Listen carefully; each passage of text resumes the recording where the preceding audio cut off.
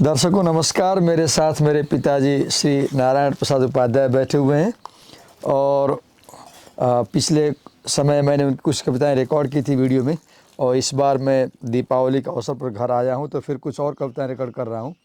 तो कौन सी कविता सुनाएंगे आप? ये कविता है इठलाता। इठलाता। इस शीर्षक का अर्थ क्या हुआ? इठलाता का अर्थ क्या है? ऐठ जाना, ऐठ जाना, अपने किसी अहंकार में फूल जाना।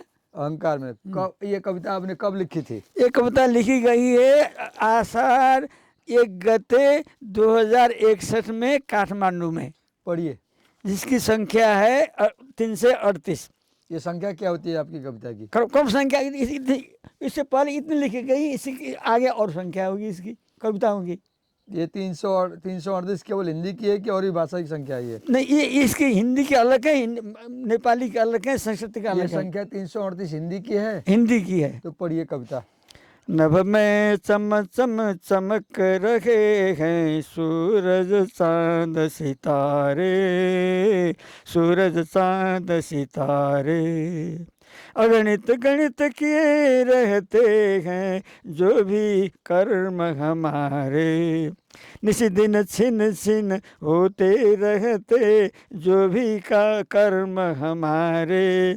छूट न पाते भूल न होती होते अंकित सारे।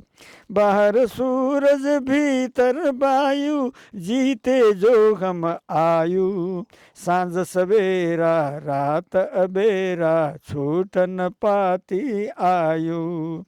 मन की तन की सभी तौल कर हृदय हमारा रखता, भूल चूक की लेन देन आकाश मिला कर रखता। आकाश सदा अवकाश सभी को स्वार्थ बिना वह देता, परमानव यह स्वार्थ बिना कुछ यहाँ न देता लेता। देख रहा है हृदयहीन भी जड़ चेतन उपकारी, किंतु स्वयं यह बना हुआ है स्वार्थ भरा अपकारी। सद्गुण से यह दूर भागता अब गुण को चिपकाए, दया न आती जड़ चेतन। एक लाइन छूट गई यहाँ, रहे इसी से। रहे इसी से पछतावा ले रोए ठोकर खाए। दया न आती जड़ चेतन को देख दयालु इसको, जबकि सुलभ है शास्त्र संत बेस पथ दिखलाने इसको। कुपथ धरे पग सौरभ मीठा कभी न मानव मिलता, मन उपवन में ही जीवन में समझ गए वह खिलता। सुंदर फूल सूल पा जिसको रहे नहीं मिट जाता, बाहर ढूंढ ढूंढ मानव तू मूढ़ बना इठलाता, मूढ़ बना इठलाता। तो इस कविता में आप मानव की आलोचना कर रहे हैं। क्यों आलोचना कर रहे हैं? इसलिए कर रहे हैं कि जब जड़ चेतन भी निस्वार्थ भाव से सेवा करते हैं, डंडा मारने वाला भी वृक्ष से फूल देता, फल देता, सुगंध देता, पर मनुष्य बिना स्वार्थ कुछ नहीं करता। इसलिए बोलिए बोलिए, क्या कर रहे हैं? हाँ, कहा था उसके टुकड़ा था। हमने पूछा था कि आप मानव की आलोचना क्यों कर रहे हैं? जैसे कि पशु का शरीर जब छूट जाता है, शरीर मर जाता है, तो हड्डी भी इसके काम में आती है। आप दूसरे पंक्ति में कर्म की बात कर रहे हैं। कर्म क्या होता है? कर्म दो प्रकार के होते हैं, एक होते हैं लौकिक कर्म, होते हैं पारलौकिक कर्म। अच्छा। लौकिक कर्म जो होते हैं अपना दुनियादारी के लिए उठना पीटना, खाना पीना, कमाना, खेती पाती करना। और पारलौकिक छोड़ के जाने के बाद में कर्तव्य के लिए वो होते हैं धार्मिक कर्म। आप चौथे श्लोक में बोल रहे हैं कि आदमी को स्वार्थ रहित होना चाहिए। हाँ, तो आज के ज़माने में ये चीज़ कौन मानेगा कि स्वार्थ? आज सब तो स्वार्थ है। आज तब तो भोग रहे हैं। क्यों बन रहे एटम बम? क्यों बन रहे हैं? इसलिए बन रहे हैं कि स्वार्थ है। दूसरे को मारना चाहता है इसलिए खुद मरता है। मतलब बोल रहे हैं कि ये मानव हृदयहीन हो गया है, अब जड़ चेतन उपकारी। अच्छा, हृदयहीन भी उपकारी होता है ऐसा बोल रहे हैं आप। बिल्कुल। लेकिन मानव जो है स्वार्थ भरा अपकारी बना है। मानव क्यों अपकारी हो गया? कुसंग से। वो तो भगवान की रचना है, उसको अच्छा होना चाहिए ना, अपकारी क्यों हो गया मानव? क्योंकि ऐसा ऐसा है कि माया के चक्कर में माया फंसाती है। माया क्या होती है? माया माया ऐसी चीज है जो जिसने संसार में जो भ्रम में फैला रखा है। आपसे जैसे मैं बात कर रहा हूँ तो मेरे दिमाग में ये आ रहा है कि ऐसी चीजें कौन सुनेगा, किसको चाहिए आजकल ये माया, स्वार्थ, उपकार? आज तो केवल पैसा चाहिए दुनिया को। ठीक।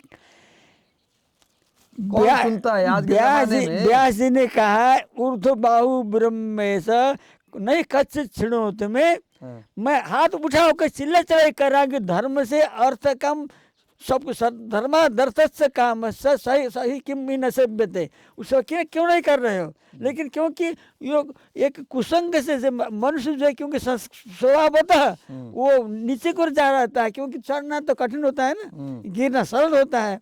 इसलिए रागात प्रवृत्ति, राग से प्रवृत्ति होती है। चढ़ना कठिन होता है, गिरना सरल, इससे लोग गिरने को तैयार होते हैं।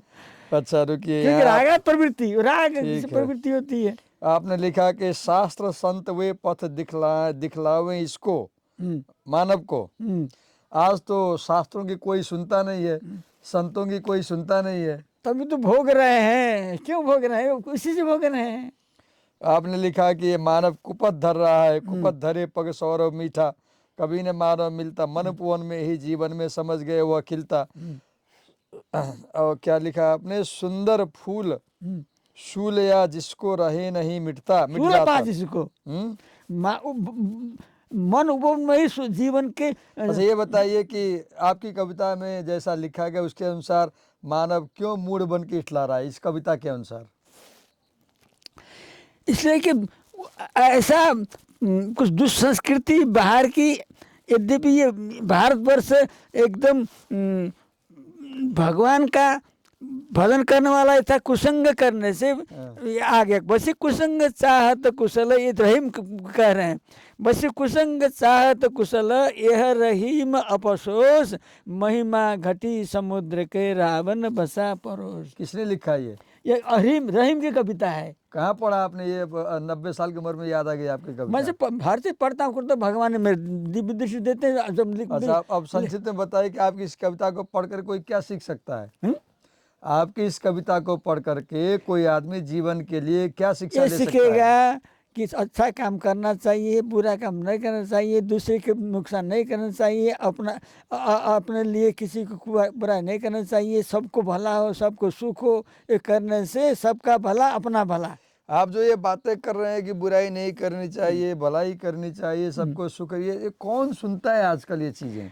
नहीं सुनते थे, ब्यासी के नहीं सुनते, हम तो मानव हैं। जब आप जानते हैं कि आपको ये नहीं सुनेगा, फिर लिखते क्यों हैं? कर्तव्य हमारा है, क्योंकि ये एक भी के सुन लेगा, कोई एक तो सुन लेगा ना। तो भला होगा संसार का। हाँ, तो फिर रोकेंगे, दूसरी कविता रिकॉर्ड करेंगे आपकी, दूसरी कविता। आयुष्मान